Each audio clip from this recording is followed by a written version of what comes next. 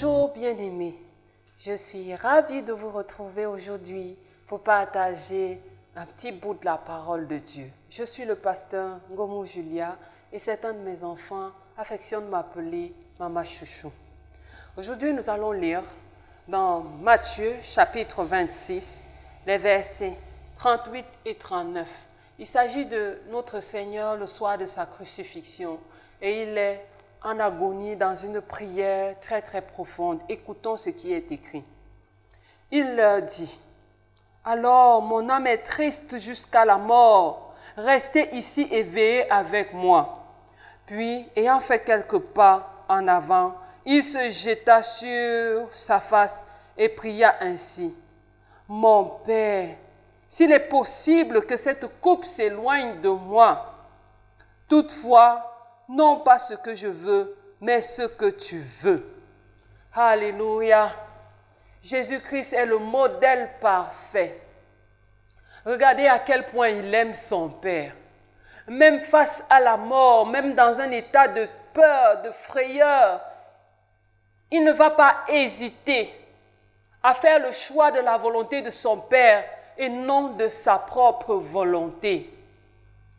Oui, son âme était triste parce que la situation qui s'annonçait était compliquée, était difficile. Sa mission arriva à son terme et il allait devoir être crucifié.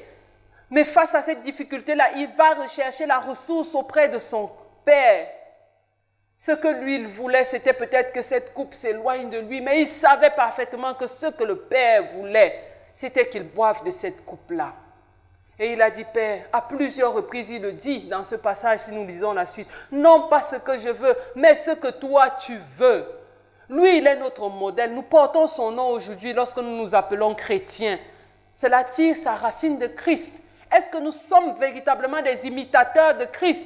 Combien parmi nous seraient capables de dire comme lui, face à une situation embarrassante: Seigneur mon Dieu, non pas ce que je veux, mais ce que toi tu veux. Combien seraient capables de dire: Seigneur, je ne vais pas faire ma volonté, mais la tienne, parce que je connais ma volonté et je connais aussi la tienne. Bien-aimés, quand cela nous embarrasse, parfois nous choisissons d'ignorer la volonté de Dieu. Nous faisons semblant de ne plus connaître la volonté de Dieu parce que nous voulons juste appliquer notre volonté. Mais Jésus-Christ nous a dit dans sa parole: si quelqu'un veut venir après moi, qu'il renonce à lui-même. Et il a été le premier à renoncer. Voyons dans ce passage comment il renonce. Le renoncement n'est pas toujours facile. Jésus a souffert dans ses sentiments, mais il a choisi de renoncer à sa volonté. Si nous voulons être des modèles, si nous voulons être de véritables serviteurs de Jésus-Christ bien-aimé, nous devons apprendre à renoncer à notre volonté, même si cela nous fait de la peine.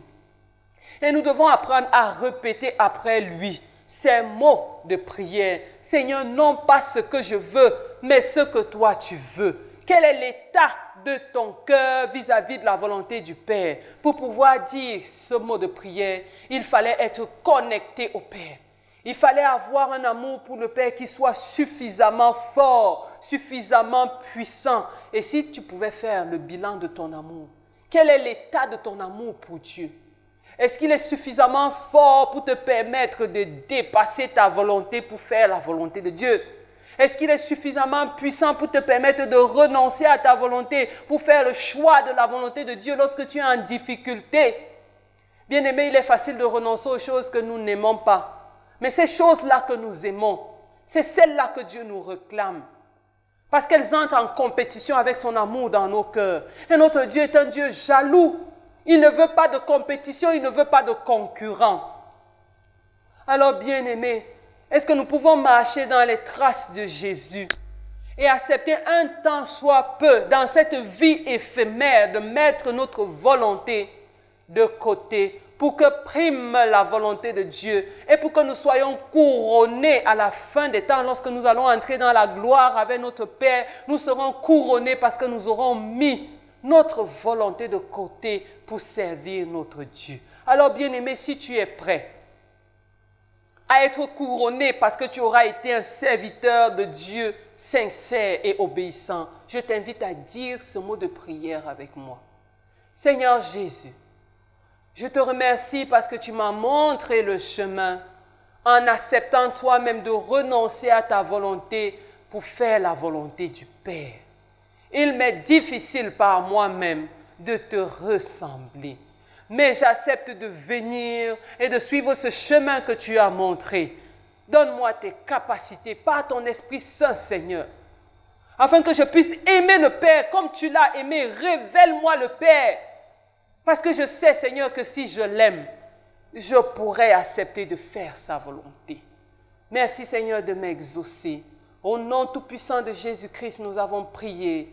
Amen. Que Dieu vous bénisse, bien-aimés. Je vous souhaite une excellente journée.